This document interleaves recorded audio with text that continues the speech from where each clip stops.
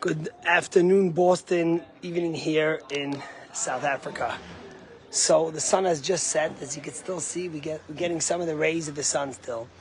Today in the morning, we wanted to spend some time on the beach at Sea Point. So we took our car and we went to the beach and we bought some coffees. We brought pastries from the kosher bakery and we sat down on a bench.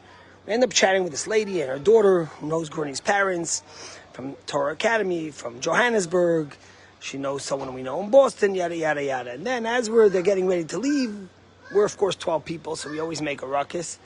This guy walks over to me, says, Shalom. I say, oh, how are you? Where are you from? He says, I'm here from Israel. His name is Shai. He's here with Netta. We end up chatting. I say, would you like to wrap tefillin? Our son Levi brought us tefillin because that's what we always bring with us in case we could get a mitzvah. He says, no, I'm too spiritual for that. I always do that in my heart. I said, listen, wrap tefillin, how bad could it be? Do a mitzvah for the chayalim. So he says, you know who I am? I say, who are you? He says, my name is Shai Siegel. He's the son of Keith and Aviva Siegel. We all know Keith and Aviva Siegel. We're taken into captivity from Kfar Aza. Keith being from North Carolina, from Chapel Hill. Aviva being South African. And when Aviva was in captivity, she was told that her son Shai was murdered. She thought the whole time her son was killed. She was let out early. And then we remember when Keith came out after 500 days. And Keith said how he was never a man of faith. But when he was in captivity, one day they let him watch TV and he was looking for something spiritual. And he saw this show where they went to different restaurants and they tasted the food and they did ratings.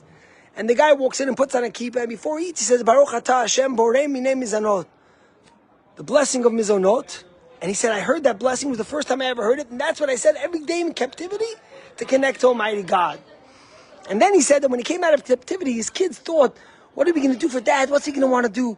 And he said, I want a Kiddush cup and I want to just do Shabbat with my family. So I look at this guy, Shai. I say, Shai, your father, he inspired us. You know how many times I shared his story and we prayed for him and for you? Please wrap tefillin. So we end up wrapping tefillin. He puts on tefillin. He says the Shema. And then we start dancing in a circle. I'll post a picture and a video. And we start singing Hashem Yitbarech, Hashem Ohev Oti, Od Yoter Tov. It's going to be better and better. It was beautiful.